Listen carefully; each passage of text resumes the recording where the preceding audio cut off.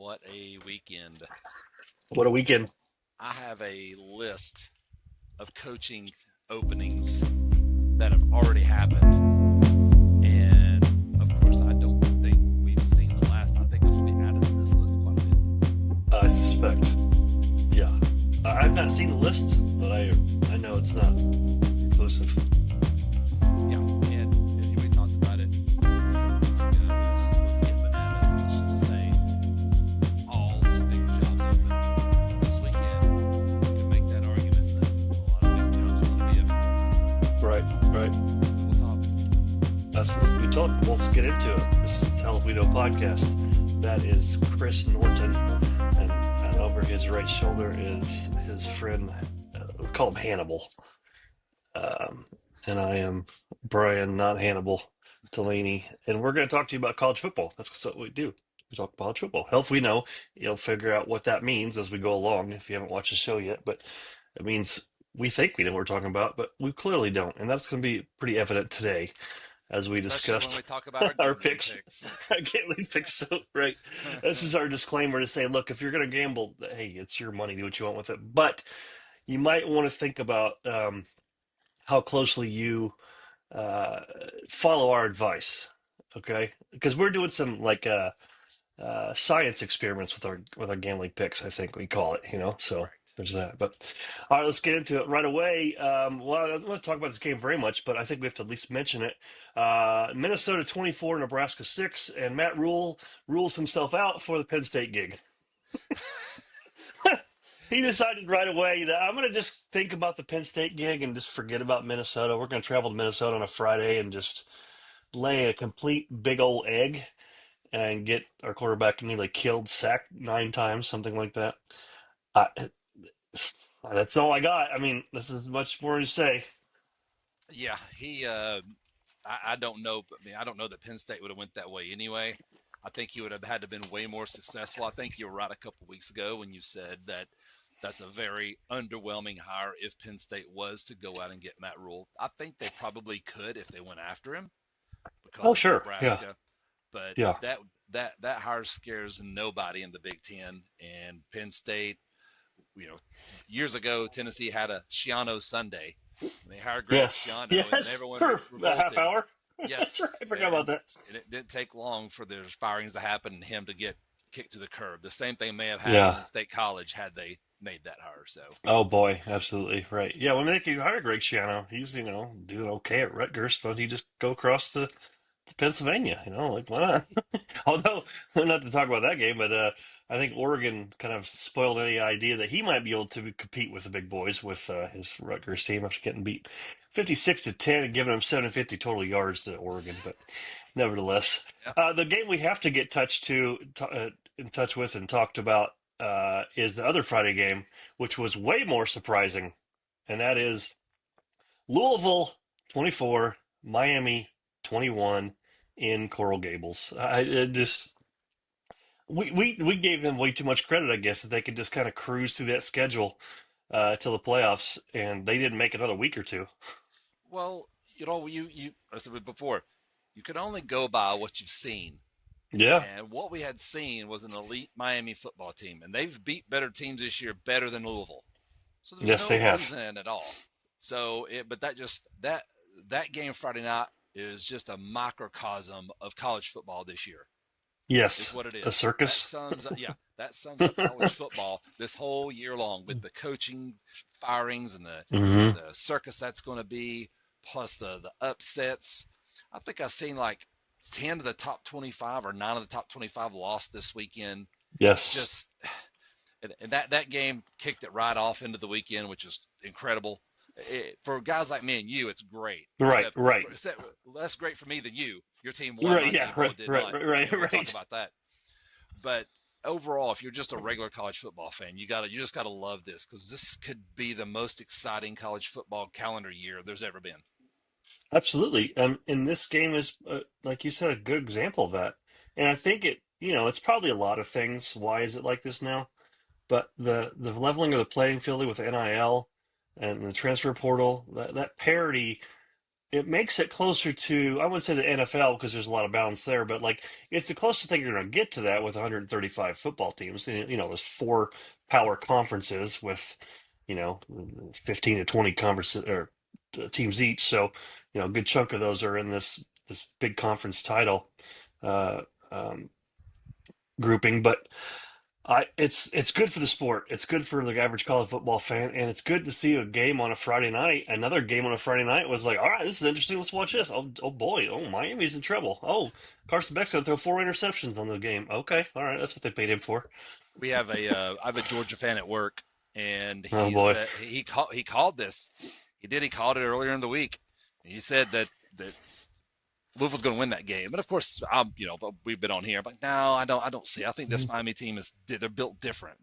Yes, They right, seem to have all their shit together, and yes, they just the number Louisville's the number one defense in the ACC.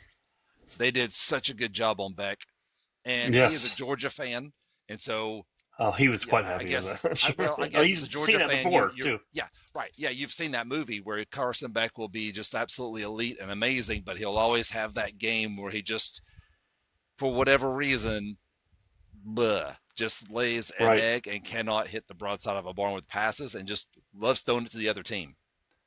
Yeah. So uh, it was surprising for sure. And what snaps a 10-game home winning streak for Miami? That goes all the way back to 2023. Do you know where that streak started and who beat them the last time? Was it Louisville? It sure It was was it Louisville Virginia? in Oh, it was 2023. Louisville. Oh my. It sure was. And Huh. we've talked about coaches. Jeff Brom, he's another one. Hmm. He's another one at Louisville that just kind of no one talks about him. But Right. don't be surprised that dude gets approached for high major jobs, especially with all these possible openings coming open. But um, Absolutely. yeah, Louisville was what they were coming in the game. They were 1 for 8 against the number one or number two team in the country, dating all the way back to they beat FSU, who was ranked number like one or two, something like that, back in 2016. Okay. So Jesus. Jeff Brom. Now Jeff Jeff Brom's a Brom. good. He's a good football coach. Absolutely. Yeah. Purdue would have been happy to keep him for a long time. He's a Louisville guy, Louisville native, but like, it's like guys like him and Brent Key at Georgia Tech. Is this their pinnacle? This is their alma mater. This is, where they cut their teeth as the players and the grad assistants. Do they aspire to go to the next level of playing? Because as good as Louisville is, they're never going to be as good as, like money driven as like a Florida or a Penn State like that. So I guess you just have to weigh like, well, can we compete where we're at now? And the answer to that is obviously yes. If you look at Indiana, if you look at Louisville, like you can compete right now if you have the donors and the cash to back up your athletic department. So there's not as big of a reason to jump from Indiana to Penn State or from Louisville to, let's say, Florida State as there was, 5, 10, 15, 20 years ago, because you can compete right away if you know what you're doing, you hire the right coaches, you have a good backing by your athletic department, and you have a good backing by your donors, your boosters, to set up an NIL system to keep those kids there and to bring those kids in there like Texas Tech is doing, for example. It's a team Right. that And lost, we'll so like talk that, but talk about that too. Yeah. talk about that one too. Jeez. So the game that starts the top of this list here for Saturday games is a game that the team that I think is the only team that didn't move in the top 25 this week. That was Ohio State drubbing Wisconsin 34-0, and that wasn't even that close. Um, not much more to say about that. Wisconsin's just their last 30 drives. Should I bring it up? Their last 30 drives, they've um, they've scored one touchdown. I'm sorry, one field goal. That goes back to the Michigan game. They were scoreless against Iowa last weekend. They got blanked by Wisconsin this weekend. Michigan gave up 10 to them, but only three after the first drive. So in their last 12 quarters, they've scored 3 points. And as far as I know, at 7:30 in the evening on Sunday, October 19th, Luke Fickle's still employed by the University of Wisconsin. Yeah, I think he'll Now, be getting whether he added. is Wisconsin Monday, will be getting added to my list here pretty quick, I would imagine. I I can't would see hope how they so. stay together. But you said it right though on when we did our preview show. You're not going to fire fickle because of this loss anyway. So I guess whatever, you have more time to think about what you're going to do. They were going to lose. Ohio State's the only team in the country at this point that I believe that can stay undefeated. They're the only team that has looked um, quite unbeatable. I mean, Miami's look really great. There's a couple of games there where like, oh, you could be got maybe. They look really good, but I've not seen anything in Ohio State that, especially what they have left on their schedule, that's anyone's going to beat them all the way up to the Big Ten title game, except perhaps maybe Michigan. That's just a whole other animal itself. We'll get to in a month or so, but they look good. Julian Sayin, his throws just darts. He has got an elite arm.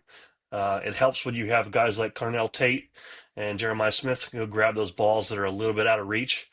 Um, but they're just dealing. The only thing I'll say about Ohio State, they still can't run the ball very well. They're Yep. struggling to run the ball. May not If you have look to at the though. box score here, may not. Well, that's the thing. If you don't have to so well, but eventually that oftentimes will catch up to you. They only had uh, 98 yards and 28 carries. They're averaging less than 3.5 yards a carry, or Yeah, 100 yards, that's 4 yards a carry. So that's not great. Now that's a good Wisconsin defensive line, and so they play pretty well there. But that's kind of what Ohio State's been doing, is just struggling to run the ball. I mean, will it catch up to them? Probably not. The rest of their schedule. If you peek at their schedule, because they're going to be not able to against just Indiana in the dominate. Big Ten championship game though. Right, exactly, right, exactly. So That's what. you get Penn State, Purdue, UCLA, Rutgers, Michigan, and then again you said against IU in the Big Ten title game. So I, we'll see, but I just don't see them having much trouble getting through the next four, um, in any way, shape, or form, unless UCLA, is They really won again. they won again. By the way, um, but I anticipate that they'll cruise those next Yeah. four and then roll into Michigan undefeated Which as usual. does does that? I mean, if you're an Ohio State fan, that's kind of got to be like so anticlimactic. You're just waiting around now to the Michigan game first, and Right, right, then the Big Ten championship game, and then the playoff to even play anyone that's any good that might be able to give you a challenge. It's right. it's it's Exactly. kind of. I mean, I don't want to use the word unfair here, but when you're playing those teams like that, besides Michigan, Michigan's a good football team. But let's say they beat that Michigan team finally, and first time in what 4 years, 3 years, Right. whatever it Yeah, is, right. Five. 5 years. Well, So no, Michigan's won four in a row, is what I'm getting at. Yeah. yeah, so four in a row. So if you're an Ohio State fan, it's just you're just kind of watching them roll along. You really ain't anything got excited for until the Michigan game, and Right. it must be nice, playing those type of teams. Just watching your team roll along, and you ain't got to. There's nothing to get juiced for until Michigan. Right. So, Right. Right. Yeah. that's The closest you're going to get was Penn State this weekend, but that's way lost its luster. yeah, for sure. Right. I had a chance to have just 4 short weeks ago. That was destined to have game day and everything there. That was going Absolutely. to be the game the next weekend. Now it's just another game. If I told you 3 weeks ago, even after the day after the Oregon loss, that um, Ohio State fans are more worried about playing winless UCLA versus Penn State, you'd be like, dude, like, seriously, you gotta stop watching this sport because you don't know what you're talking about at all. Right. Yeah, I would ask you, how much bourbon have you had, sir? That's right, exactly. Let's Yes, put right. it down. It's Put it time to down put the because bourbon that's not away. right. Drugs are bad. Drugs are Yes. bad. Yeah.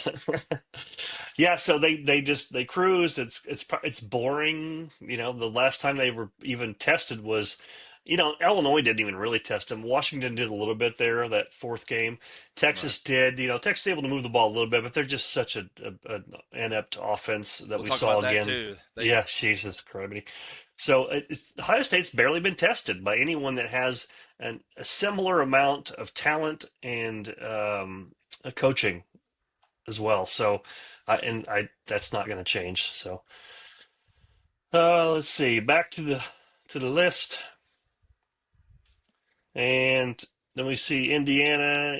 Not tons to talk about there. They took care of business. The only thing I can say about this game is Michigan State kicked a sad field goal with about 30 seconds to go to destroy the the cover and the over under.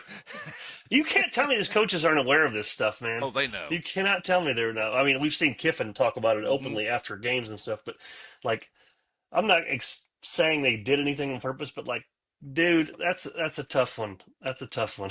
Why? I mean, if it isn't for the overs and the unders and the covering, you tell me what other reason you would kick that field goal and not try to finish it. Right.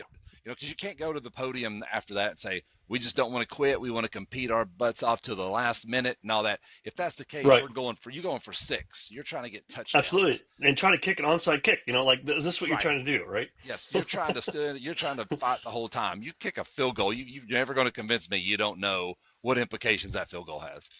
Absolutely not. Absolutely not. So Indiana rolls. Michigan State actually went up. They were up 3-0, then 7-3, and then Indiana said, "Okay, that's quite Yep, that's enough here. enough of that. Let's go. Right. Just going to kick your teeth in the rest of the game. Just kind of play with their food a little bit." All right, Arkansas just wants to win so So badly. does our They picks. Our so picks did our needed it. picks, right?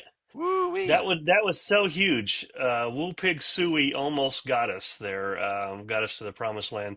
But alas, Texas A&M put together enough points to come up with a win. They had a sizable lead, I guess, for a while, but Arkansas kind of came back a little bit late, put up 42 points. If they only had a semblance of defense, Arkansas, they might have a couple less losses, including the Tennessee game. Absolutely. And that's a good Texas A&M defense they carved Yes, up. it is. When Petrino got it going with play calling and Taylor Green got going and got warm, Yep. buddy, they moved the football.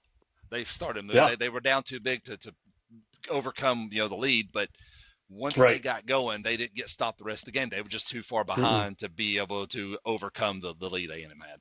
Right. Yeah. And if you can't get stops, then eventually Yeah. they're only done 21-20 at halftime they were down. So Yes. that was a little surprising. And it's not necessarily, I guess, because we know Arkansas can put points on the board. They just are equally happy to hand you as many as you'd like as well. They can score. For sure. One of the games of the weekend, these two back to back here.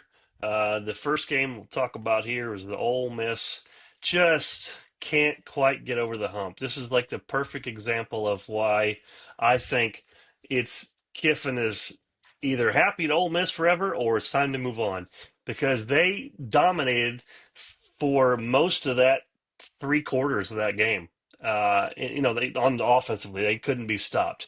Now the problem is Georgia wasn't able to be stopped as well by that Ole Miss defense, and eventually Never Kirby punted. Smart's going to figure out they never punted. They never Eventually punted. Kirby Smart's going to figure you out and shut you out in that fourth quarter and make you go 3-and-out the last 2 or 3 drives, and that's just it. And say what you will about Georgia's offense, they're a little spluttering here a little bit, but man, they will not go away. They're dogs. You saw that firsthand, that Tennessee game. Yep, for sure. And they've done it all year. I mean, they've Yes. done it all year long. 4 of the 5 games, SEC games, Georgia's played. In 4 of them, they trailed at the halftime. Trailed at half. Yeah. 4 out of the 5. They're 3-1 in those games. They just swing and they fight and they just stay in it, and it sucks because I Yes. love watching them lose. But Yeah. that's because that's a team you want to try to. They need another L as far as down the road for the playoff implications. Right. So, Yep. uh, Absolutely. but yeah, well, we can say at one time I seen there was a stat they had 150 something yards in the fourth quarter, and Ole Miss had 1. And Right. it seems like once it took them 3 quarters because Chambliss and Ole Miss scored 5 touchdowns in a row. They never punted either. They never got close to Mm-mm. punting. No. And Right. at one time they had converted like 8 of 8 on 3rd down. It was crazy. And so they just had it going. And Chambliss, that's his job. That Simmons is hit the portal, bro, because your Yep. You're done, dog. your job's Yep. gone. Yep.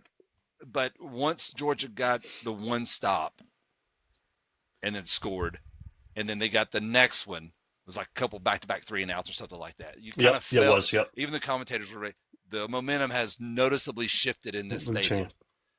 Right. And it just seems like once they figured out, okay, this is where our pieces need to be, and they got that first stop, Georgia's defense and Kirby Smart just figured out this is what we need to do to get them stopped. That was it. Fourth quarter, done. Yeah. That was a good game. I mean, it was a Fun game. few penalties, no turnovers. I think the difference ended up being Georgia got a couple stops where they could run for 220 yards and Yeah. 4.5 yards per carry. So that'll help you win. And as good as Ole Miss played, they didn't run the ball particularly well, under 4 yards a carry. They were pretty good on 5 and 9 on third down, but that was most of that was the last four or so were the ones that troublesome the last second half where they couldn't get a first down. So Georgia wins again, and Ole Miss just says this is our ceiling, and that ceiling's not made out of glass; it's made out of iron, I think.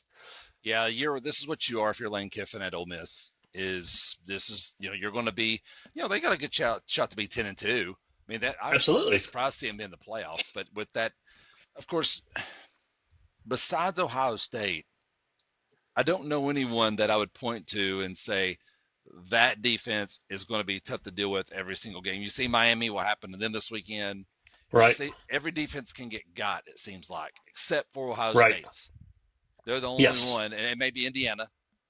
So those Yes. two Right. they just for whatever reason, those only two defenses that you look at and say those guys are going to be good every single game. You're going to have a tough sledding against those guys every game. Yeah, I agree. Yeah, Georgia is a couple plays here and there from being undefeated. Of course, you're asking Ole Miss to go in between the hedges and win. That's tough for anyone not named Alabama, Right. for the last 40 games or whatever. So there's also that. But man, they had Georgia on the ropes. They just couldn't quite put them away and just Had a took a couple 9-point lead in the punches third late. quarter. Yeah, right, exactly. Like that's you got a two-score lead that late in Athens. You're feeling pretty good. Like you got some work to do, but you're feeling pretty good. They just couldn't quite put it away and couldn't quite put together a drive after Georgia took the lead either. So, all right, well, the next game near and dear to your heart, Yeah. Tennessee travels to Tuscaloosa. The only thing silver lining about this is that it helps our picks, as did the Georgia game as well. Uh, Tennessee hangs in there until a really bad pick six late in that first half, which was just backbreaking, and that was just like it felt like, oof, I don't know how we come back from this one, and I'm sure you felt similar to that when you see that. If I don't like the call, I don't like the way they handled that whole drive there late, and that's to me that's another indictment of Heupel's. He's got a long ways to go before he's an elite football coach on game day at least. Yeah, he is elite now in play calling and scheming up and doing that. He's elite at Sure. that. Game management, he has a ways to go. And just strategy. He said after the game was over that, they come out in that bunch formation. Your best players are on the sideline besides Bishop. Right, right. And you come out in that formation, Bama sees you're in that formation, the personnel you have, they call timeout. Now, anybody, a couple things here. Anybody knows that's watched football at all knows whenever someone sees your formation and sees your personnel and they call a timeout, you totally switch your end because now they get to talk about it for a minute, minute and a half about the plays Right. that could be run out of that formation and what the tendency is there. So you need to come out totally different. And they come out with the same personnel and the same formation. So that's one. Two, you line up in that to fake a handoff, which everyone in that stadium knows you ain't running the ball You because you ain't you got time to run can't. the ball. You can't. Yeah, Right. Heupel said they decided to play call after the Alabama timeout. That's he's not very That's forthcoming on baloney. information No, because they lined that's up the clearly. same way and had the same I people. hope that's not the case. Right. And what he said is, and of course Aguilar made a bad throw. I mean, that's a terrible Yes, he did. throw That he was made. right. But you didn't Yes. set him up for success because you turn around and you fake a handoff. There's a lot going on there to get to where you throw the football instead of just getting the snap and reading and throwing the football, which is what you need to Right. do there. You fake handoff, you got to turn, set, and throw. There's just a lot that has to happen for you to make that throw accurate. And he should have made it accurate. Right. He didn't. You can't throw it inside. It's either your guy or pyloned or out of bounds is where you throw that football. And he just threw it underneath, and that's the one thing you can't do. But they didn't set him up for Right. success. But and Heupel said after the game that right there it's either run the ball and get one play or throw the ball and get two plays. Well, that's the right strategy. It's just the You formation don't and the play right, calling and everything out of that. You can only do so much out of that bunch formation with two eligible receivers. Two. right, There's only exactly, so right, much you can run, and so it just and the thing is you give that up, which is backbreaking, like you said. But that wasn't the nail in the coffin. Like they come out second half, get the stop, get a that's true, touchdown, right, get a turnover on the 50, and now it's 23-10. You get ready to make it 23 to 17. You cash that ball in. That weird fumble that Simpson half threw and half fumbled. yes, right, right, So you get that, and then for the fourth time in a row, you've got a turnover. This is dating back to Arkansas. You get a turnover and you get 0 points out of it. You proceed to go backward 9 yards and have to punt to the 1 yard line, and then you watch Alabama go 99 yards and score a touchdown. That's nail in the coffin right there. right, yeah, Tackling, and you this can't. goes on Yep, you can't tackling, yeah, tackle in that was open bad, space. Penalties. It's just they just don't make winning football plays. When it's winning right, time, they just don't make them. The Georgia game, 38-yard field goal or 42, however long it was. Make a winning play, you beat Georgia. You don't do it. You're hanging in there against Bama. You get ready to go in down 16-14, and you run the worst play you could possibly run besides just quarterback sneak, which probably would have been better in right. hindsight, right? That might Yeah. you'd be less mad at that night. Or you throw an incomplete pass, you kick a field goal, and now you're down Yes, 16-10, and that's much better. You just, for whatever reason, when it gets down to high pressure situations, that Tennessee team just don't make winning plays. Maybe they will down the road. They just don't do it right now. But this is week 7. You are what you are, and they just don't make them. Now, good news is, back half this schedule is not near as daunting. Oklahoma's offense sucks. right, You go to Kentucky, which you yep. always win. You get Vandy at home, which now is going to be Thankfully, damn tough, weirdly, right? never said Right. that, have you? Yeah. And so you got a chance to make some hay here on the back. You 10-2, everything's still in front of you. The playoffs still right there. Absolutely, It's up to you, but you got to go to Gainesville. You ain't won there since 03, but they fired Napier today. We'll talk about that. right, So it sets up really nicely for you to get to 10-2 and make the playoffs still, even after botching Georgia with a field goal and laying an absolute egg in Tuscaloosa. All your goals are still in front of you. So yep. now do you want to clean it up and try to go do it? And we'll see. Right. Yeah, that's the good news about this era of college football. 5, 10 years ago, loss number 2, you're thinking, all right, well, do I book my tickets to San Antonio for the weekend Right. or is it to Tampa? Which is it? Let's get to Now it's Florida. still, Yeah. yeah, let's get to Florida. Right, exactly. Let's get to 15 extra practices and get to Yeah. Florida. So, Right. yeah, But that whole sequence with that just running play action. That's a smart Bama defense. They pressured Aguilar a lot all game, and then they're not going to bite on a fake on a play action when you have no ability to run the ball. I mean, that would have been idiotic to run the ball. So they doing the math in their head. The odds are they're going to throw the ball, and that safety is sitting there watching and watching. That's my ball, and he yep. going. And Yeah, then they're just a he couple plays, man. I said again, and Joe Aguilar did not throw good football. I mean, when all No, said no, he and did not. done, No. Kitzelman's out there in the end zone, running in the end zone. Yes. He's got a touchdown. If you lob that ball over, if you throw that ball high and over and let him make a play on it, something like that, that's a touchdown. Yes. You threw it low and inside, and the safety, like you said, just makes a run on it, gets a good break on it, and catches it and goes 100 yards. And so it's a bad play call, it's a bad formation, it's a bad throw. All that equals that right there. Right. That other play was early on in the game.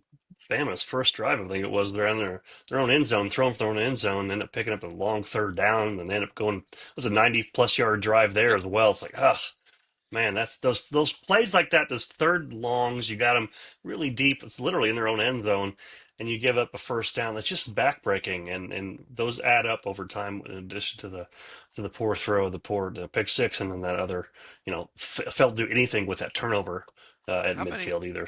how many times have you seen, not just Tennessee, obviously, how many times have you watched a team have someone dead to rights, third down and 13, which is what that was, or fourth down and 10, and it's on their side of the field, and they're kind of struggling on offense, and then they convert that. Have you watched them take that conversion and parlay that right into momentum, going straight to the end zone score? Every college football fans watched their team do that. Yeah, they've watched their team do that. I did last weekend. Give up and okay, they're going to score here. You just know they are. Yeah, right. You just know they are. So, USC had a 3rd and 22 against Michigan. They run a sprint and draw. They get 45 yards, and then 2 plays later they're in the end zone. I mean, I've seen that as 8 days ago. So every team in college football has a fan that's seen that exact same scenario. Right.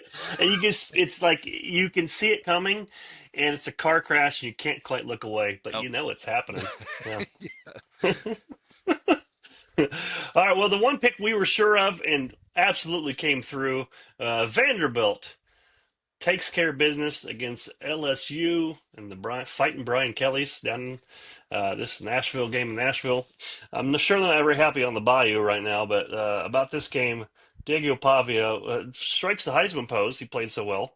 And he should be in New York if you're playing like it. Absolutely.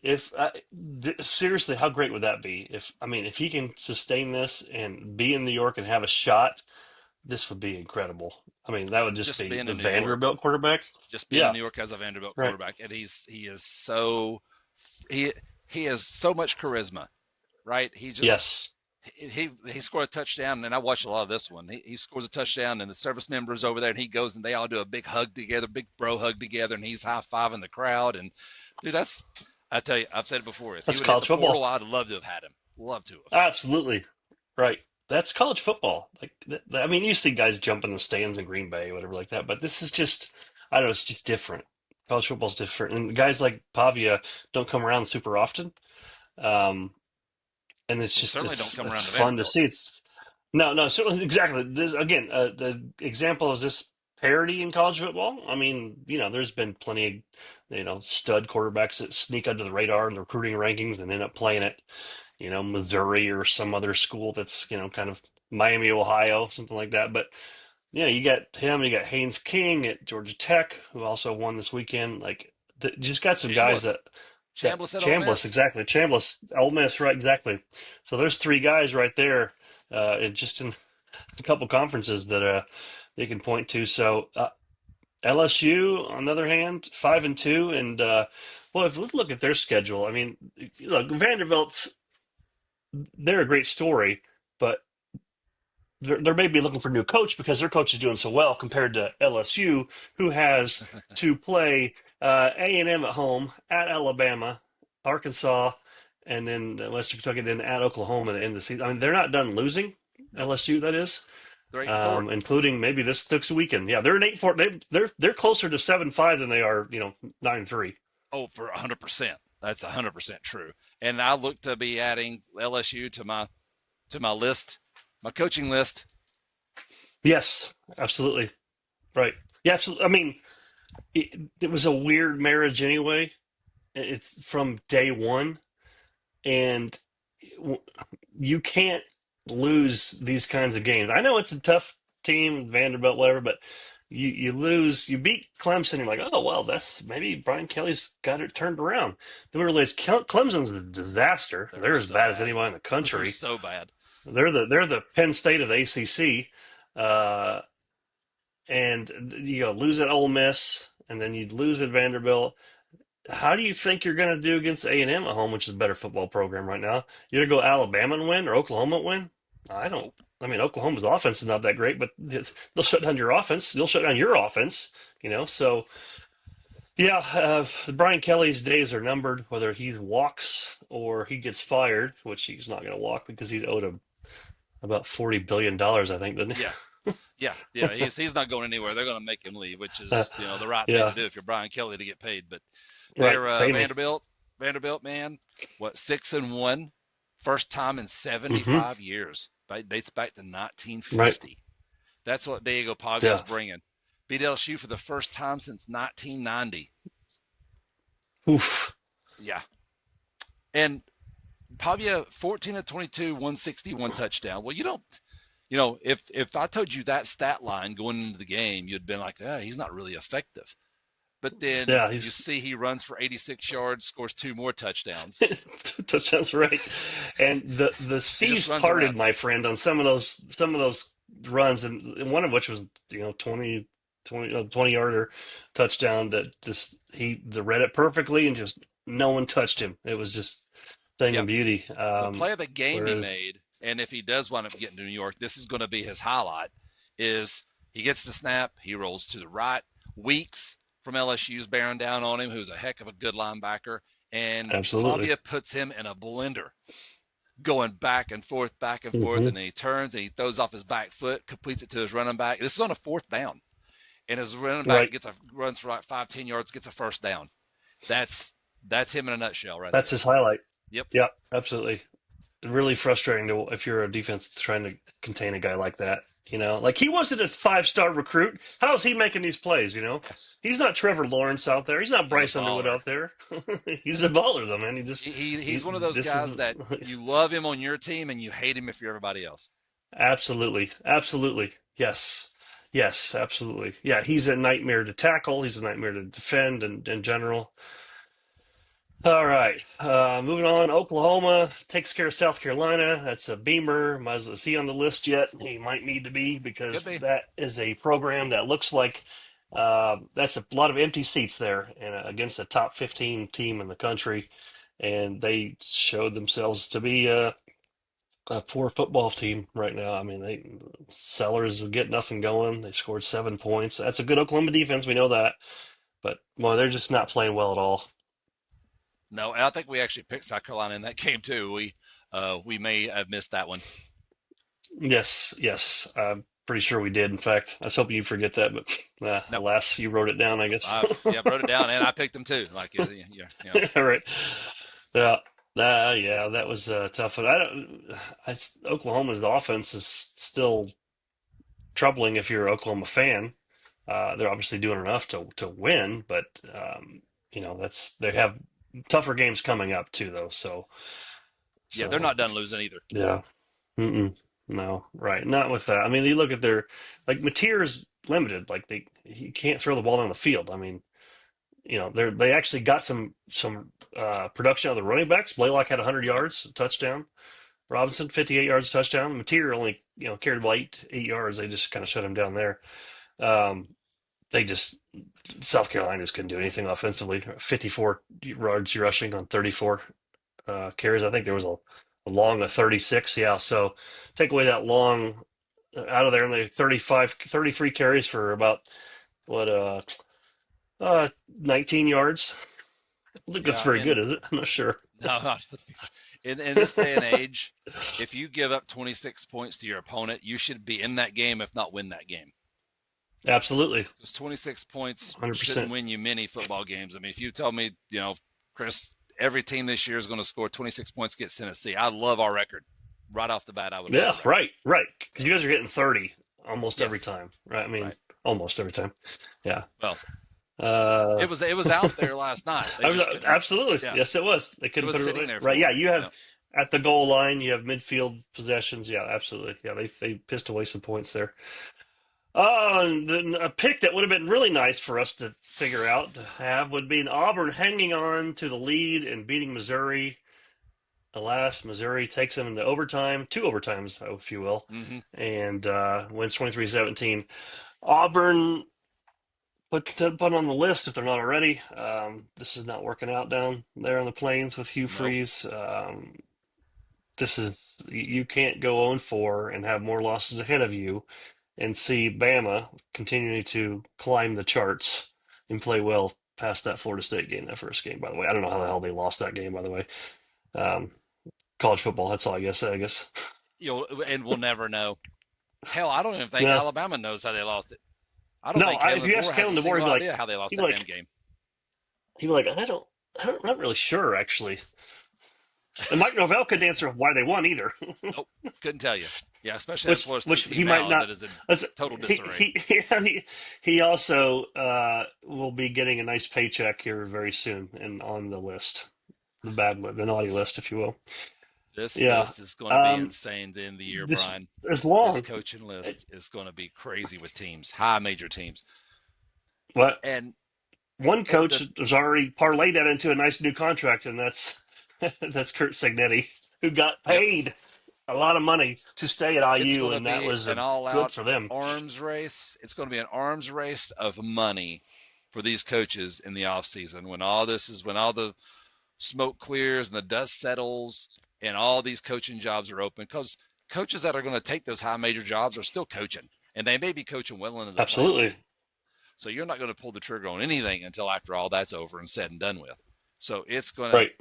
this winter might be pretty fun just with coaching hires and searches and well Kiffin's going here, he's Absolutely. going there, or what's Signetti doing? He's going to stay in Indiana, but they offered him this, and Yeah. it's yeah. It's going to be people tracking a lot of flights from Oxford, Mississippi to Yep. Gainesville, Uh-huh. perhaps all the way to Clemson, perhaps. If Dabo doesn't figure things out, he's not going to get fired this year, probably, but he may be like, all right, this is not fun anymore. He lied about it anyway, because he said once the players started getting paid, he was going to quit. Well, that was about 4 or 5 years ago, Dabo. What are you waiting on? And it's showing in your results because you don't hit the portal very well. You clearly have been met your match with NIL stuff that was your under the radar stuff, clearly. So, and they're just a bad football program right now too. We don't need to get into a lot about Clemson, but they lose again. They're Just not good. bad. Klubnik's They're out not too. Doesn't help. good. Yeah. Yep. Right. He's they're I said I said it said it once, said 1,000 times now.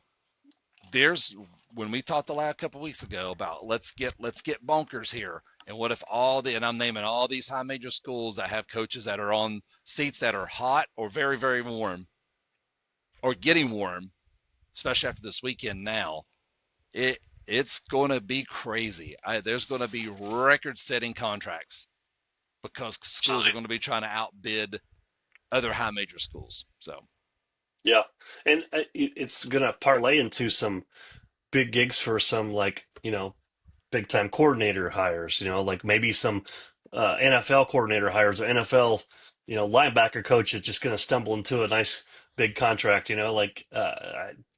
It's gonna be an interesting, as you said, a very interesting December and January because there's gonna be a lot of openings. right, and guys like Clark Lee, like Uh, you were talking about at Vanderbilt, yeah, if you're ever and Key at Georgia Tech, if you was ever going to yep, leave and Brom at Louisville, if you're ever going to leave your alma mater and go take a high major job, this may be the year of all years to do it. yeah, I know they always coach speak it and saying, let's I want to wait for the right position, or I like it here. I don't have any interest in leaving, whatever right. they say.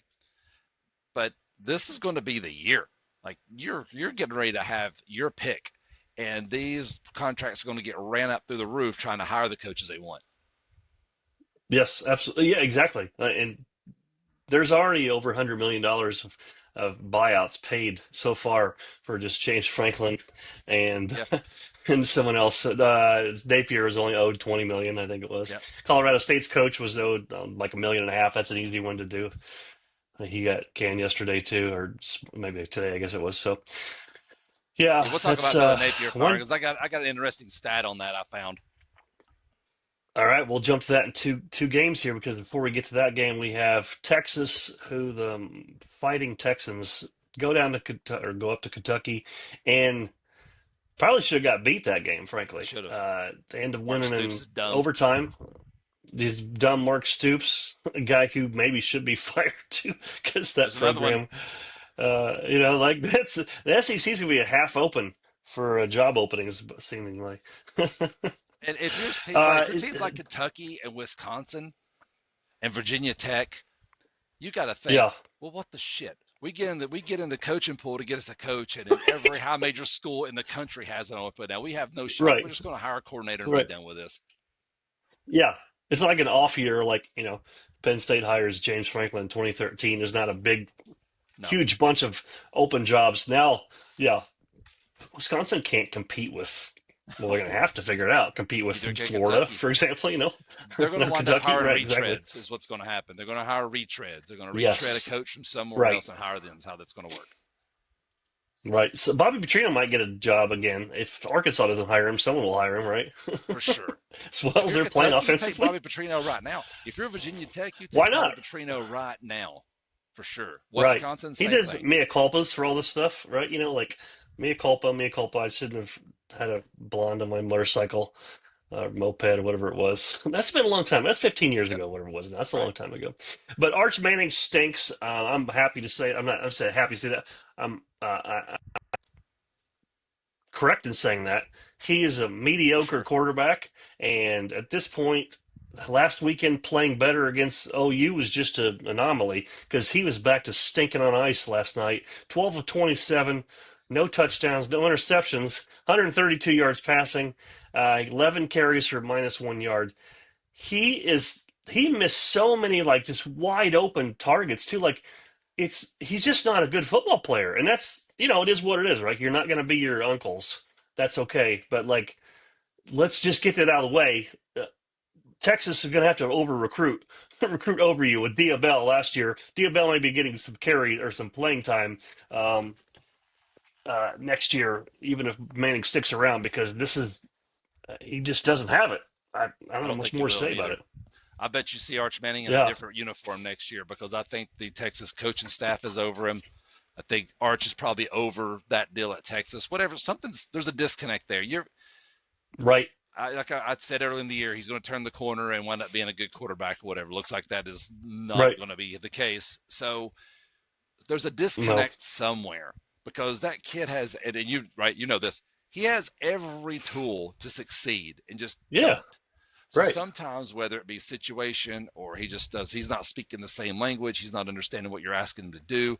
Something's wrong there that no one can explain. Sarkisian can't even explain it. Arch Manning don't know what it is. It's just something's Mm-mm. disconnected where he's just not good. You can't go to Kentucky and be 12 of 27. There, Kentucky is No. 0 and 4 in this. They are not a good football team, not a good No. by any stretch, and they should have won that game. On Stoops either goes side of the ball. for instead of kicking the field goal in the Yes. in the overtime and getting 3 on the board. Texas can't beat you with the field goal now. There's just so much wrong with what Right. Mark Stoops did that gifted him. And man, I was pulling hard. If I I never thought I would pull that hard for Kentucky to win a football game. Right. And Exactly I right. was begging them to pull that out. Please, please pull this thing out. So, but they did not. They do. Kentucky's going to They Kentucky. they did their best. Right. Yep. And they had a drive to tie it at 10, in the second half, the late third, fourth quarter. Like you did everything right. And then you get to the end and you decide you're going to just power in there. No, like you're at home. Try to win the game. Right. You're 2-3 at the time. Right. You And knock off this Texas team that's not a very good football program. right. And you're at home. You don't mind going to overtime and being in overtime at home. Away from home is when you go for wins and try Absolutely. to get out of there with a win. But at Right. home, and Texas Yes. is not playing good football offensively, get the points. No. Force them to make a play. Force them to win it. Don't hand them the win. That's what you did. You just handed them Yeah. the win. Right. So You did because they just needed it's a 45 yeah, yard field goal, not a which is hard field not goal. a chip shot, but like, no, but like that's not hard either, right? Like you No. just made it impossible for your defense. You put your kids in a bad position right there on the offensive play you go for, and then eventually on defense, all Texas needs to do is not go completely backwards, which they started doing. Texas did started going backwards, but eventually a couple plays you get back in the field goal range, and there they were, and that was the end of it. So yeah, what about? This is way getting ahead of ourselves, but I agree with you. I don't see Arch Manning wearing the burnt orange next year. But you know who might need a quarterback? LSU. Do they Good. take a waiver on take him? He's going back home to Louisiana. Depends, right? I mean, he'll have even as bad as he's been this year. He'll have his pick of the litter where he wants to go play football next year if he Absolutely. decides to transfer because Right. he's just every coach, every good and the lead offensive coach in the country, besides Sarkisian apparently now, can say to Right. themselves, Right. "Oh, I can fix that kid. I can get good football out of I him." can fix it. Every single one. So we'll see who Right. they hire at LSU. Kiffin would take him in a second. If Kiffin takes the Florida job, depending on what he does with That'd be Lagway, if interesting. Lagway leaves, because I think Lagway is probably out of there too, depending on who they Yeah, hire. he might But well be. Yeah. if Kiffin Yeah. can't talk Lagway into staying, then he would love to have Arch because that Wayne might be able to get some run out of Arch Manning. there's Right, it's going to be so fun this offseason. I'm so looking forward to it. right, right. We're getting closer there. That was 7 games in. We're going to talk about week 8 here, a day or so. So Texas pulls one out. That's all I really want to say about that. That was a bummer. Then we get down to, speaking of pulling one out and still firing their coach, the Florida Gators managed to. Jeff Lebby may need to find a new job because that sequence of play calling and stuff, when you got a shot to win this game with a field goal and you Rough, put your mediocre quarterback in a position to throw an interception, he does just that right to a monster defensive lineman. right? That you want to move your program forward. You had an opportunity to win against a lame duck coach, whatever it is. Still a game against Florida in the swamp. You're Mississippi State, right? You do everything you can to just perfectly lay this up and win this sucker with a field goal. Probably with a field goal, right? Not necessarily a guarantee, but it's certainly better than having your mediocre Chucking the quarterback ball. throw an interception and just in that Why are game. you Just chuck chucking the the ball ball? away, right? It's just I just don't get it. Florida comes out with a win. They led um, most of this game, but they, Yeah, Florida's a broken football program right now too. They just happen to beat a little bit more broken and less talented team. for sure. And Lebby, Jeff Lebby's been coach there for a couple years. He's not won an SEC game yet. Hmm. And Nope. this is Nope. one that I think whenever it got close, they were in field goal range.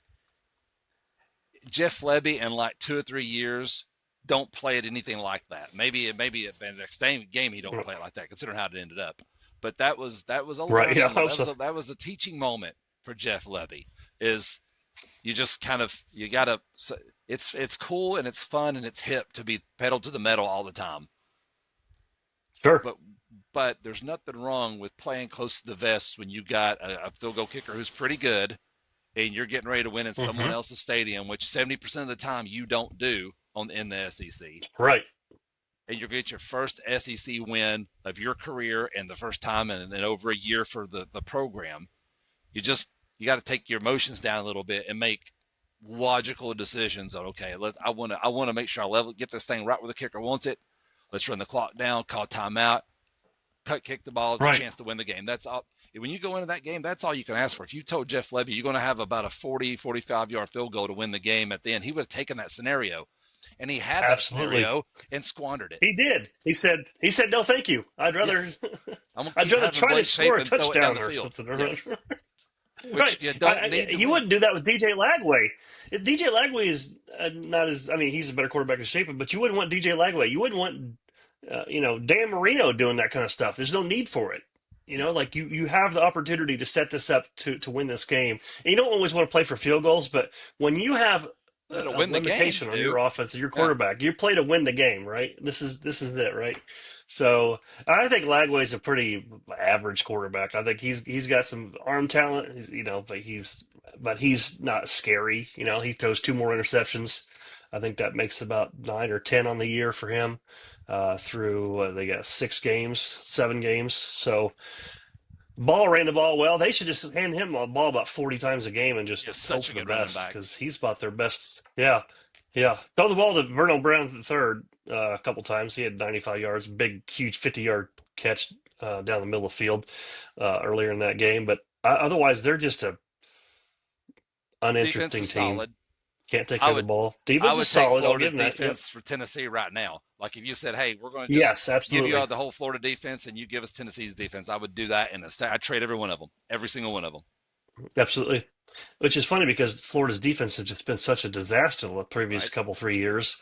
And now this year, they come up with a stop to beat to win this game. Like They're a this is a solid game unit. they could have easily lost.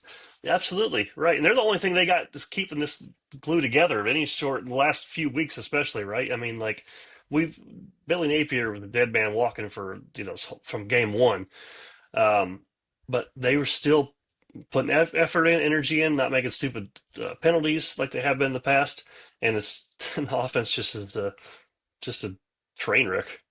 And Just Billy shitty. Gonzalez takes over. He was, I think, the secondary coach when Urban Meyer was there, back when Urban Meyer was coaching. Okay. That And makes sense. Okay. yeah, and it'll be interesting to see what kind of Florida team you get in a couple weeks versus Georgia, because that one that could go that's going to go one of two ways, right? That's going to be an absolute bloodbath by Georgia if Florida Yes. just quits, Right. which is Right. what I hope, because I want to have a chance. It don't matter how much they quit. Whatever happens, and when we go play them in Gainesville in like 3 or 4 weeks, they're going to show up and play the big game of their lives, like they're in the Super Bowl. But Right. because that's just what It happens. doesn't look like Montana. Yes, for sure. And so it'll go one of two ways. Either Georgia will annihilate them because Florida's officially quit because Napier fired, or Florida will rally around Gonzalez and they'll go play Georgia tough. I don't think they win that game either way. They could play great and not win that game. They just ain't got the No. horses to beat Georgia. But Right. they can still remain competitive and try to win it. So we'll see. Yep. I halfway think they'll quit. I've said before, I think they're a soft program. I think they'll lay down. Mm-hmm. I'm surprised they haven't yet. And they may now, even Right. though your coach gets fired, even though you win the game, which don't usually happen that way. Usually, No, it's off a that's loss. a weird thing. Yeah. Right. So Right. Like, I guess that was thanks for sticking around. We'll let you coach one more game, win or lose. Oh, right. well, thanks. I I mean, wonder if that he was just knew. such he could feel. Oh, he said this. I mean, he didn't say exactly that, but in the post game press conference, he's alluded to like this was like he was tearful, like he knew it was coming. Like it Right. was before he even got fired officially. So I gather that these guys are stupid. There's been talks behind his back for weeks now. His agent knows or knew that this was probably the end. He can't say that to his kids yet because it's they're already struggling. They can read the headlines. They watch His ESPN. kids know. Like Yeah, they it's know. just a difficult situation. Absolutely, they're not stupid, right? And like they have social media, they have Twitter, they have everything that to be aware of what not just Florida fans are saying, but college football fans and pundits and all those people down there on ESPN. Like it's you're not going to hide anything from the players. Um, and Napier seems like a good guy, but it's just this is not the right fit, man. It just did not work out. And I'm with you. I just don't see how Florida can even come close to beating Georgia. Now, nothing's impossible, but like we've seen Georgia when they turn it on defense to really turn the screws on an offense. Like, well, Ole Miss, for example, they finally figured that out. Do you think they're going to have a hard time figuring out this Florida offense that's Oh, turnover prone? They can't run the ball that well usually, and then Georgia. As good as Florida's defense is, Georgia's faced equal or not better defenses way than they've better. put up some points. So I just don't see how Florida stays within 2 or 3 score. I'll be curious to see what that line is actually when it comes out. They, speaking of the admin at Florida, how we've said before, it's kind of a dumpster fire. It's a train wreck, whatever Hmm. the analogy you want to use. So Billy Napier is owed $21 million. Whenever they give him that contract, Delaney, they did not put a duty to mitigate clause in it. Oh no, they did Didn't put not. it in it. Oh, like Didn't they put did it for in James there. Franklin. Penn Right. State did it for James Franklin. And if you So don't know what that now, means, that means yeah, basically they have to. If he has to do a reasonable, good job of looking for a new job, because if he's owed 20 million over 5 years, let's say that's 4 million a year. If someone else pays him 4 million a year, then Florida's off the hook. right. Whereas like James Franklin is owed 50, whatever it is, he has to get a job, whether it's in the studio or coaching, whatever, to offset some of that pay that Penn State has to do. But Florida apparently did not decide that They was a did good not put idea it or in needed. there. So that just shows you the kind of stupidity that is the Florida administration. Like that, every single coach, high major coach especially, has a contract with failure to mitigate in there. They just have or duty to mitigate in there, and Yeah. that because that's just Yeah, like they you said. failure to mitigate. You're right. You're right.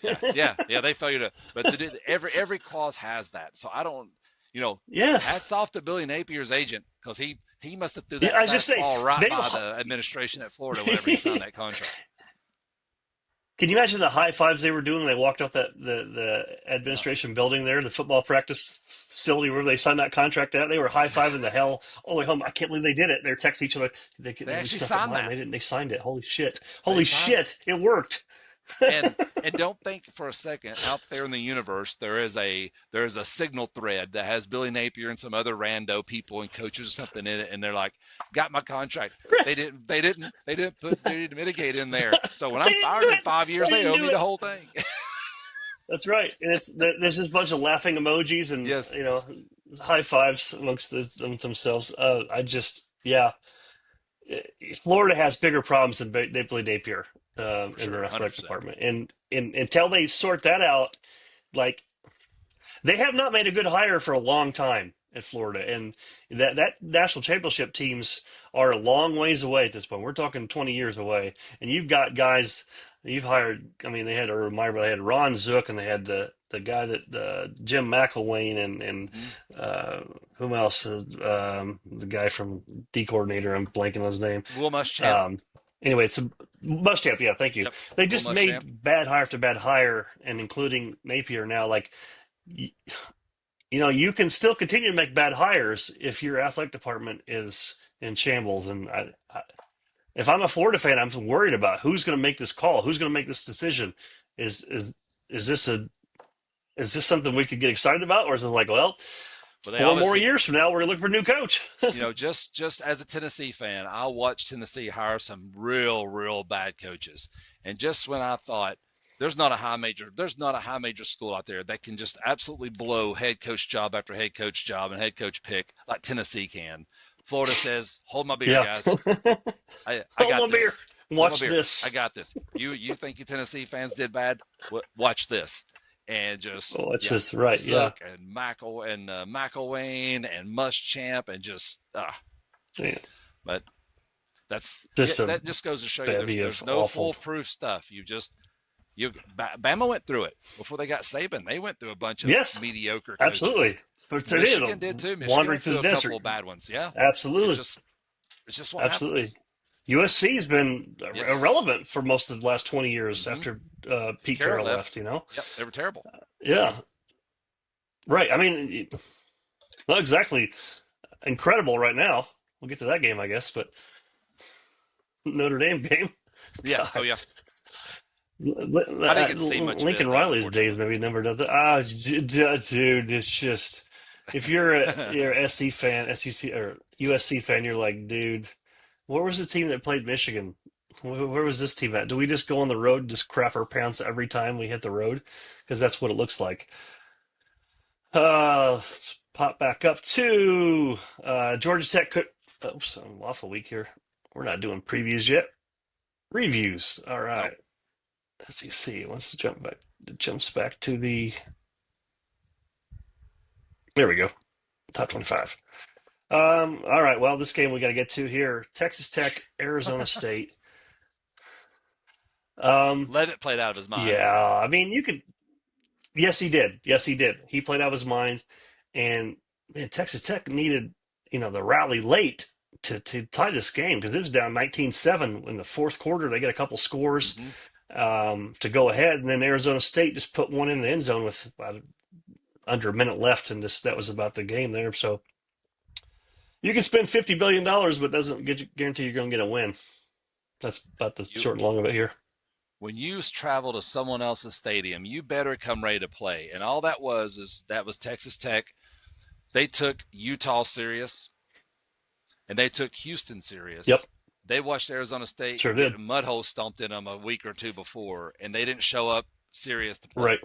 And that's when it bites you. That's Nope. just how many times have we seen it, Delaney? We've seen it just numerous times where you just tell a team's not ready. They're not showed up. They're not locked in. They're not ready. And you don't Right. just turn it on like a You light can see it right switch. away. Yep. Mm-mm. Nope. Not. Yeah. It's. You have to be in the right mindset from Monday, Tuesday practice all the way to getting on that plane to flying to Tempe to getting off and eating breakfast in the morning. If you're not dialed in, it's too late. It's too late. You're not going to turn it on in the middle of the third quarter, like because Arizona State was ready, and especially a road game, right? There's just too many things to have to deal with, the travels and changing time zones, even if it's just a couple of time zones. Like all those things add up. Whether you're 19 years old or 49 years old, when you have to travel, like you just feel different. You feel you're not sleeping in your own bed. Your girlfriend's nagging you, whatever. Like those things like that. It's hard. To go on the road to win anywhere. And when you have the wrong mindset, it's over. Like it's over. And that was a good example of this. They are able to put together a couple drives to pull ahead, but then they couldn't get a stop on defense. And their defense has been what's been is the most Right. They've been elite. steady, sturdy the whole year. They've been great. So you know, again, you also if you think you hold a team to 26 points, or at that point it was 19 points for Arizona State, you think you got to win, but alas, Big 12 will go Big 12, I guess. Right. Yep. And I said in teams like in that Big 12, Texas Tech, and you bet you can only lose one because your 10-2 is not going to stack up with Big 10 and SEC Mm-mm. 10-2s whenever it comes time for Nope. at-large bids. Right. So you gotta win the conference to ensure you get in. But if you're second in the conference and you don't win your conference and you're 10-2, you're not guaranteed because it could be other 10-2s that knock you Mm-mm. out. Notre Dame is another one. Notre Dame's going to knock I was just somebody saying that's Notre Dame, 10-2 for right on example. out. Yep. Right. Absolutely. Yeah, you're not going to be getting ahead of 10-2 Tennessee, 10-2, Miami, if you will, ten and Ole two, Miss. Notre Dame, Ole Miss, nothing. No, it's not happening. So now they just got really difficult for them to be perfect the rest of the season. Um, I don't know if they can do it. We'll see. We haven't talked about them a lot, and maybe that's why, because they are, they're a good football program, but they have some deficiencies, and they're certainly not unbeatable. Oregon, I said earlier, they put up 750 total total yards, 400 on the ground. That 56-10 doesn't even tell you what the score really was. I mean, Oregon could have scored 100. I mean that. I'm not joking. They could have scored 100. They took the pedal off the metal, or metal off the pedal early enough that they're like, okay, let's just get out of New Jersey and fly back to Oregon. We were already on the East Coast once 3 weeks ago. Now we're going to go back to Right. Jersey. Uh, Thanks, Big Ten. Whose idea was it to join the Big Ten? would At Let least me they ask got you to a play in the question. evening. So it wasn't at 9 o'clock. I went to a high school game Friday night, and the team that my high school played is a local team called Alcoa. That's the city that they're in, and they're one of the best teams in the state. Eli Owens. Right. Yes. So they've won so many state championships in a row in 3A, and now they're up to 4A, which Heritage, which is where I went to school, come down from 6A to 4A. They play. Alcoa is so good. They run them right out. Second half, it starts going running clock. I think in the state of Tennessee, it's like 30 or 35, whatever the points are when running clock starts. Would you Okay. would you would you vote? Now I know that's out there as far as running clocks, but I think both coaches have to agree to it, right? You got to go in. Yes, right. The Which coach has to is approach, totally hey, do you rare. guys want to do running clock? And then the coach for the other side will have to say yes Right, or no. Let's do it. Should the right. NCAA institute a running clock, and what points would you put it at if you did? Yeah, because most coaches are not going to say no. I don't. I'm not going to say yeah. Let's do a running clock. I'm a cuck. I want to. I want to sit in a chair and watch You you have to just make them beat me do in the it. face. But Yeah, you have at to the make same them time, do it. let's get the hell out of here. Well, I'd say this is a good example of a game you should have done it in. I mean, I'm not sure what the point is. Maybe it is. The problem is that you have these anomalies over the years where you got a team up by 30 points going in the second half, and they somehow come back to win or make it interesting at least. So Yeah, I don't think you could put it at 30. It's 30 in high school, but that's 12-minute quarters. no, So you right, wouldn't that do it is the same right, sure, exactly, but I mean, there's a point out yeah, there where listen, well, we could come back. Well, you got down 40 points or whatever the number you set that at. If you get down right, 30 points, it's on you at that point for a running clock. You didn't do your job to stay right, within, not having a running clock. It ain't our fault that you didn't right, keep it within whatever that number is, 35, 42, right, whatever point that it is. We sure, used to play Madden online and used to play NC college football online as well. And sometimes when we would play, it was a 21-point skunk rule. When you got down 21 points, the game was over. You lose. And that it's just means over, right, yeah, because you don't want to be sitting there playing for an hour and 10 minutes on a video game, just losing 45-20. So it was right, 21 right, points, game's over. yeah. You could have done that in this game. Yeah, for sure. Oregon, was it 42 to Three. 3 at Yep. halftime, and that three was just a bonus. Yeah, I think if it's 42 to 3 at halftime, and you're Rutgers, you should be like, "Can we please have a running clock?" This game's going to get over at like 10 o'clock Eastern time. Yeah. Let's get the hell out of here. Because This is not fun anymore. Oregon's The second and third fireworks and the team is as stuff. good as Rutgers. Absolutely. So Yes. 100%. Yeah, they have 16 running backs, Oregon does, yep. so they can do whatever they So want on the ground. And they did. Yeah. So, all right. Well, we talked about LSU Vanderbilt. We talked about Georgia Tech and Duke. And now we got to talk about USC goes into South Bend, which may be one of the last times they play. There's, we talked about it, recently about, if you're USC, do you need to continue playing these games like this? You got enough teams. You got to play Ohio State, and you got to play right. Michigan. You got to play, you know, Penn State, et cetera, like Indiana. Do you need this Notre Dame game? Because Notre Dame needs it more than you need it, as far as like wins go, right? And USC, after just just a stomping of the mud hole of Michigan last weekend, they go into South Bend and look like the softest team.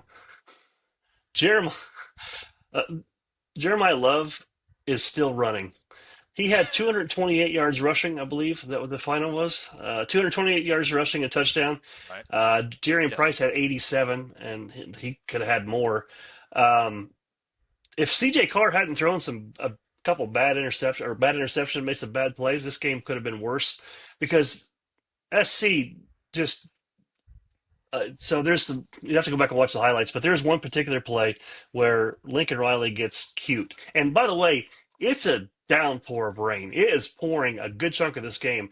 And so at one point he decides to run an end around pass uh, to with Lemon, Bakay Lemon. I'm not sure who was the intended target down the field, but it was covered. And he's trying to tuck the ball away.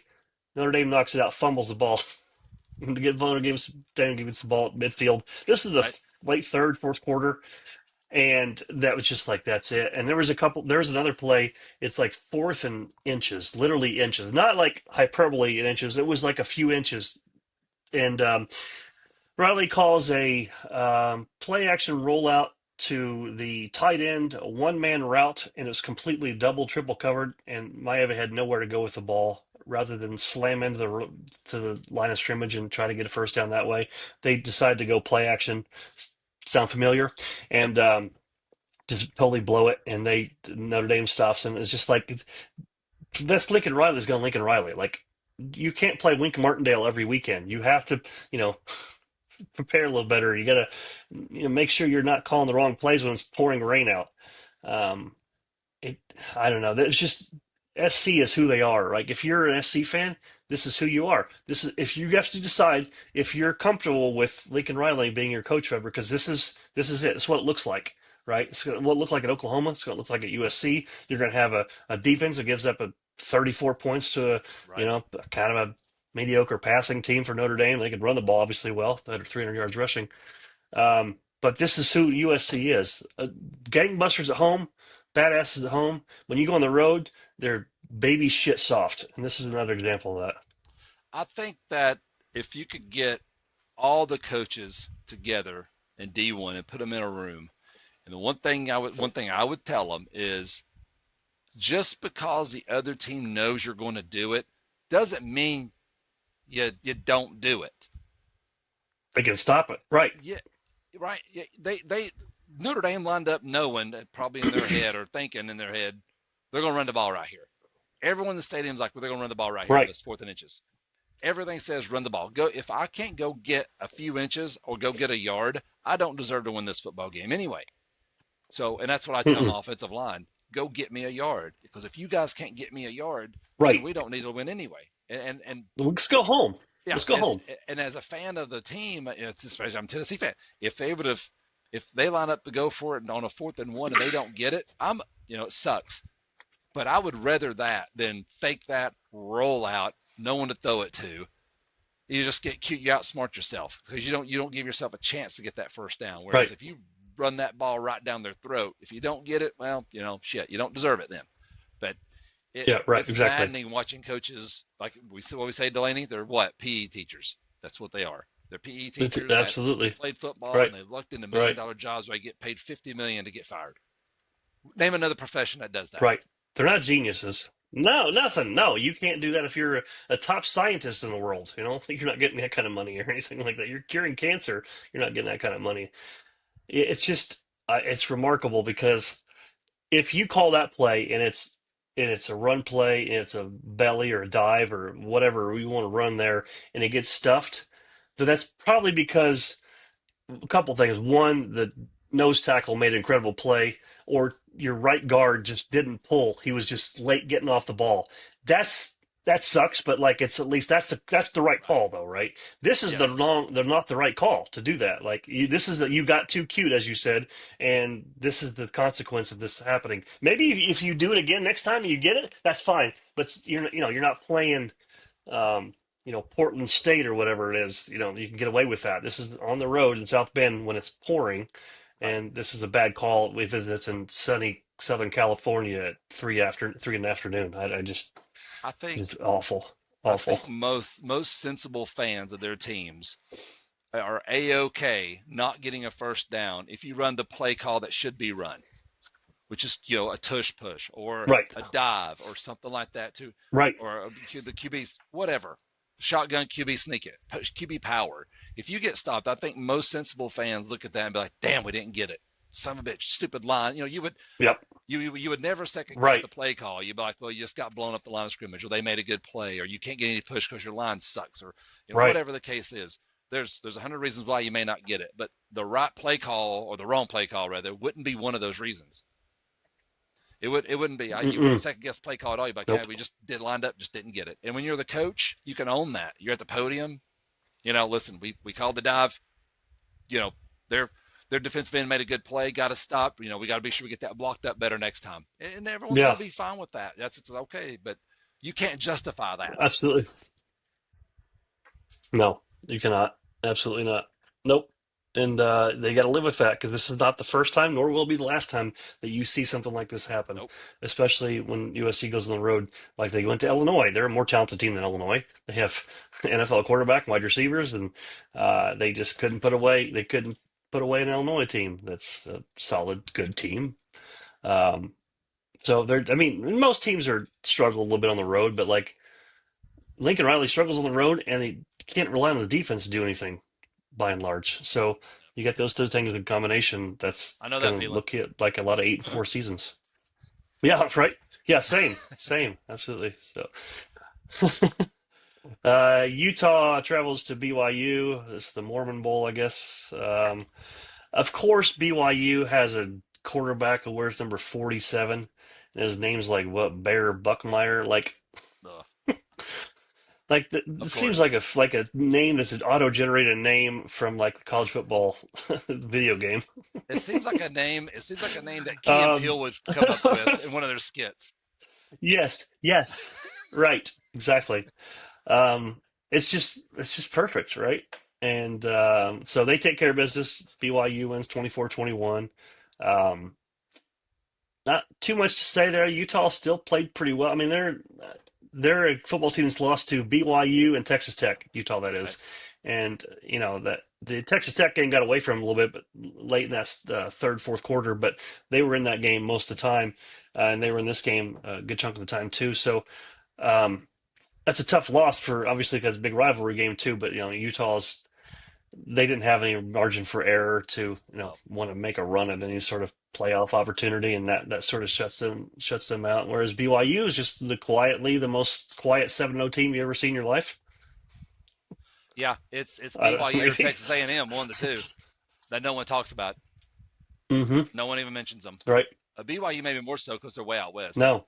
But yeah, they're Right. they're they're Yeah. flying under the radar. They're a 7-0 team that's one of those groups that's flying under the radar that you think about undefeated teams and they are too. Damn, I forgot about them. But that you're right about Utah. Yep. That's a tough loss because they're 10-2 if they do it is not going to get them in the playoff. Might as well It's 8 and just not. 4. Yeah, It's not going to do anything. It may not give them a decent bowl game, and that doesn't really matter much anymore either. But like, that's a tough one. Like they had opportunities to win this game, but BYU is just a little bit better. That's if they played 10 times, they may split those. I don't know what the post-win expectancy was for BYU, but I doubt it was right. super high. All right. Well, we discuss Mizzou, Auburn, Virginia Tech. I'm sorry, Virginia's managed to get a safety to win the game against Washington State. That was an interesting way to win a game. And the most underappreciated team in the country outside of BYU might be Alex Golish's South Florida team, who just put a whooping on at Florida Atlantic. Yeah. Again, is he not a guy that's going to be looking for a new job? I mean, an upgrade? No one seems to mention. They always mention the Matt Rules. They mention who they mention. They mention John Gruden and Urban Meyer and all these other idiotic ideas that this guy's And there's but a hell of a not football Golish. coach hanging out in Tampa. A hell of a football coach. And if you're the Yes, University of right. Florida, Go ahead and overlook him. You if should you're be the making that call at least to say, let's if do an you're interview. absolutely if you're Florida, Delaney, and you don't call him, everyone should be fired. You should at least call him. Maybe you hire him, Yes, maybe you don't. right, If you can get Kiffin, Kiffin's right, obviously your number one guy. But if right. Kiffin's like, you know what, I'm cool in Oxford. Well, of You know, I'm course, right. hanging out with co-eds, kids are here, I'm good. How he's not number two on the list? I mean, of course you ask Urban Meyer. Of course you ask. Yeah, You shoot for the stars. Of course you do. You're Florida. But right. at the end of the day, if that dude leaves Florida and takes a high major job, it ain't at Florida, it ain't at Florida State, then those two schools have done something terribly wrong. And I don't want to Absolutely. see him at And Florida. but the problem. I don't want to see him there. No, I of don't course want his not. ass there. Right. And something else too. I want South Florida needs to take another L because that 11-1 South Florida team's getting in the playoff and knocking a 10-2 someone out. They might very well, right? And Would yeah, that's a good point, actually. If you're Florida, can you go with another Power Four conference coordinator, coach? What I don't know, but like, that's the if you can, you have to interview him. If he knocks it out of the park of the interview, then you got to take a shot. If assuming Kiffin's not an option, whatever, right? And often I was always assuming Kiffin's going to be the guy, right? If the Florida job and the LSU job opens up, where's Lane Kiffin going? I don't know. He has a decision to make. Well, Is it, you know, I mean, when it right? comes to Florida, let's He's we going to all the know bank. about That's where he's going. He's going to make a lot yeah, of well, money. definitely for the bank. Well, in the administration at Florida is what's going to keep them from hiring an elite football coach for right now. We've talked about it and talked about it. That Right, administration, Strickland, the AD there, they don't have a president or whoever that is. They're they're that's a right, dumpster, and everyone knows it's a dumpster fire. And now they ain't got a lot of money because they got to give Billy 21 million because they effed up his contract. So they have to pay him that money. And Urban Meyer's that's already been on amazing. TV. He's been on TV and even said that he thinks that Florida's going to have a tough time coming up with cash because they're going to be paying out a lot of damn money. So I I Hmm. don't know what you would do if you're Kiffin. You either stay or you go to. I don't know. I don't know what Kiffin will do. Kiffin will do Kiffin things. He'll That's make it tough. interesting no matter what it is. Absolutely. Right. I mean, I think as far as who's more likely to put you in a position to start winning right away, that might be LSU, maybe. But LSU's not exactly. They can't afford to. I mean, they're putting money in the football program, but they get like buildings on campus, like libraries that are just falling apart too. So they're not exactly pumping money into that university. If you're Lane So Kiffin, that as make me a little nervous. Like they got, yeah, if uh, if if if you yeah, yeah. if Go you ahead. were Lane Kiffin, you either, in my opinion, you either stay at Ole Miss. If I was the advisor to Lane Kiffin, he says, Chris, what should I do? My advice would be either you stay at Ole Yeah, Miss in the SEC. If you're going to leave, take a high major job, not in this league. Go go to Clemson, go to Florida State, go to Penn State. Go to a high major job that's an upgrade from Ole Miss, but not in this league because it's so hard to win in this league. You can go with Lane Kiffin will win the ACC in 2 years if he takes the Florida State job. With that recruiting base, that money, and the ACC yep, is trash. You take those jobs. Clemson, you could recruit the yeah, Carolinas. They got plenty of money, tradition. You go to Clemson.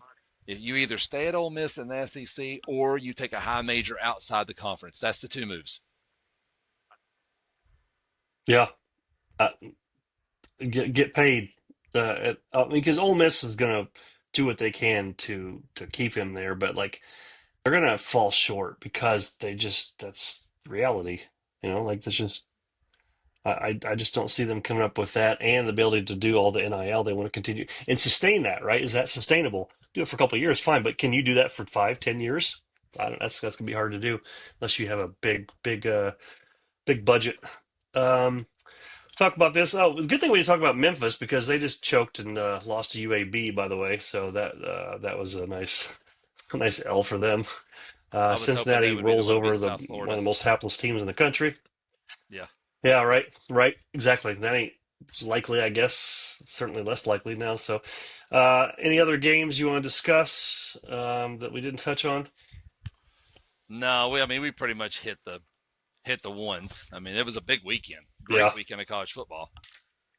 hmm absolutely was. Yeah, a lot of games. I'm back and forth last night. Like, I got the Apple TV multi game, and I'm like, I don't wait for commercials. I jump to the game whichever's on. So I'm constantly clicking all night, and like then it's like I'm going back and forth to Mizzou Auburn game, and then the Tennessee Alabama game. It was still like close. I'm like I can't. I'm like I need to charge my battery on my remote because it's like lagging because I'm using it so much. I guess I don't know, but like it was like the Texas and Kentucky games back and forth, right? Yeah.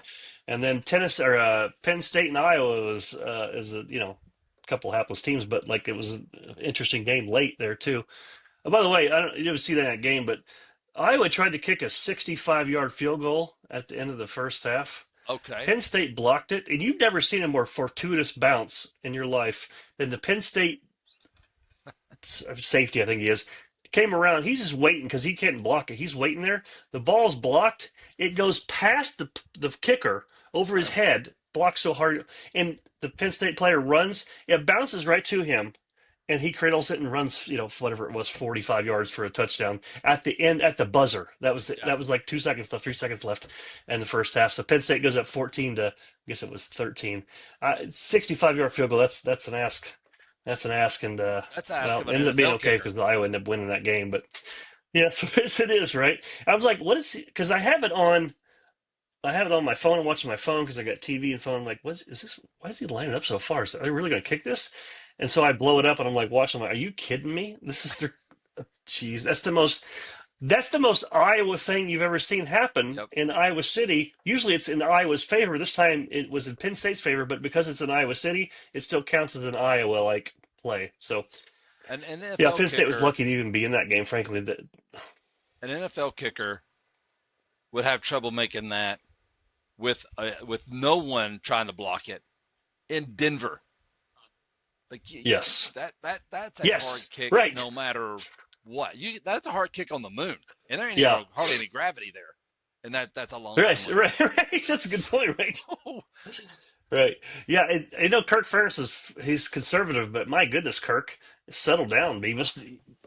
That's just throw the ball to the end zone, and more likely to get a Hail Mary than convert a 65-yard field goal. And not to mention the fact that you got to kick that ball pretty damn low, so Yes. it's more likely to get blocked anyway. So that's PE not a game. teachers, That's not when you Delaney. do that. You do that when you're up or down 30 points, right? PE Exactly. teachers. And Is that that's against P teachers because they're just these coaches are not better, smarter people. Like they happen to have a skill that's pretty good, but they still are dumb humans oftentimes. And when you put them in pressure situations, along the coach, they shit their pants sometimes. And this is a good example of that. Penn State or I was able to figure it out and win the game in the end. But yeah, you talk about a team that's just fallen off the map. Going from we're gonna have an actual shot to win this whole thing to we fired our coach and we um, can't win anywhere against anyone in Penn State. And no, oh yeah, we get to play Ohio State here soon too. yeah. Yeah, That'll that'll go be well. oh boy. Yeah. This Yeah. Rhonda, take it I easy on him, lost I four in bet. a row, five in a row. Yeah. Yeah, I'm sure. Yes, exactly. Right. Yeah, he's not out for blood or anything. No. Yeah, he's got a few things to work on before he gets to Michigan, so he can work on some run, play some off tackle runs or something like that, just to kind Yep. of scrimmage. Speaking of, they talk about that Um, Michigan Washington game. We didn't talk about that. yes, we Yes, we should talk about that at least briefly. Neither team's ranked, but Michigan obviously near and dear to my heart. Um, they come out and played. They struggle. Michigan does struggles like with fast starts. Like they come out sluggish oftentimes, and most like three of the last 14, maybe four of the last five teams have taken their open possession, scored on Michigan. Um, Washington didn't do that. They did miss a field goal, so this almost counts. Uh, Scored tied at seven at halftime, and Michigan puts together a defensive game plan that was a little smarter than the USC one. They weren't trying to blitz every friggin' down. They were making Damon Williams drop back and scan the field with seven guys dropping in coverage. They were getting enough pressure up front with the front four, and they forced them into three second half turnovers. In fact, the second half, Washington had 62 total yards and three interceptions, and they Pretty good. had -8 total yards in the fourth quarter. It's pretty good. It's That's pretty pretty good. good. Okay. Uh, Washington's possessed the ball for pretty good. Not great. It's pretty good though. Washington had possession of the ball in the fourth quarter for about 90 seconds, literally about 90 seconds, and they had -8 total yards. So yeah, it's a pretty good defensive performance after what they did to USC, who carved them up and down the field. They held Damon Williams and Coleman and Boston in Boston. check Right. pretty well. Boston had a couple plays down the field, but otherwise they held them in check pretty well and yeah, forced them into three turnovers. So that was a good win. Like Solid. that was a turning point kind of win. They it would look there were some ugly kind of things, and the first half was like, damn man, they could put it together, and they got wide receivers who are throwing the ball too, can't catch the ball. There was two drops in the first half that would have been for first downs or perhaps even more so, but they were able to put together some really good looking drives in the first and second half after they turned two turnovers into to 14 points.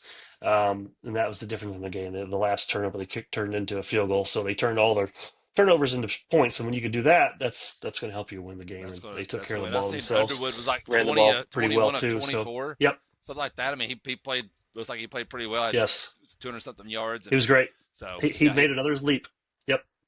He had a and couple touchdowns. He had at least two drops too, so that could have been even bigger plays. And the drops, one of the drops, you could argue that he put a little too much mustard on it. He could have taken a little something off. Wasn't a great throw, but there was one on fourth down where they ran out like as a 4th and 2, and they went for it, play action fake, throw like a little Z bubble to the wide receiver, and he could have ran. He still be running.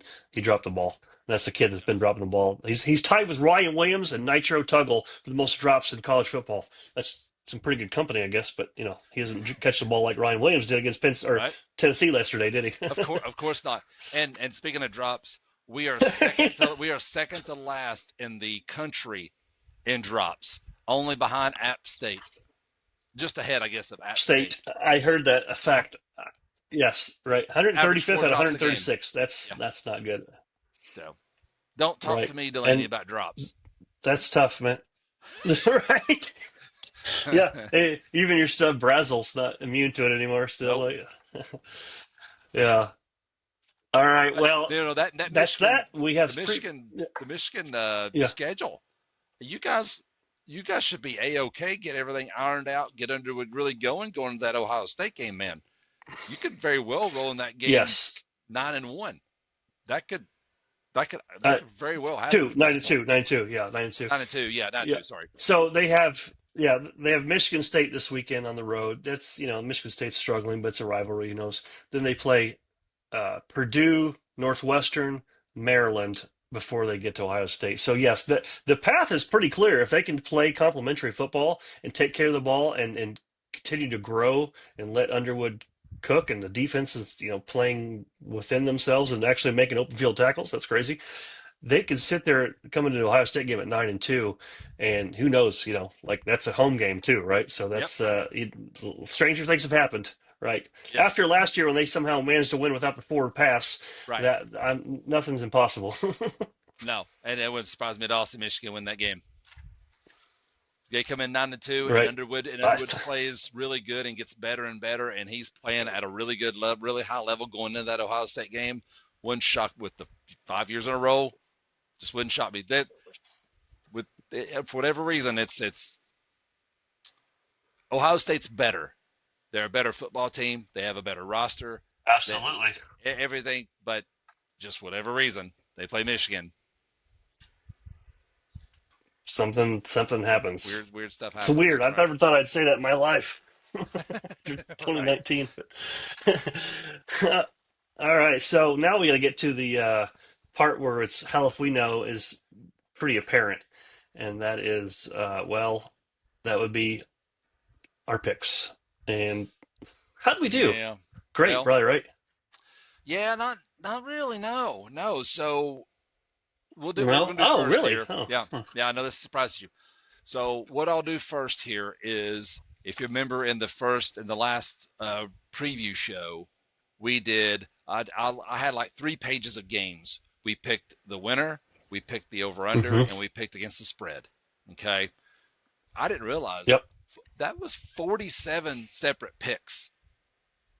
Like altogether, it was No, I guess it was. 47. It was Yeah, 47. okay. All right. So, all right, 47.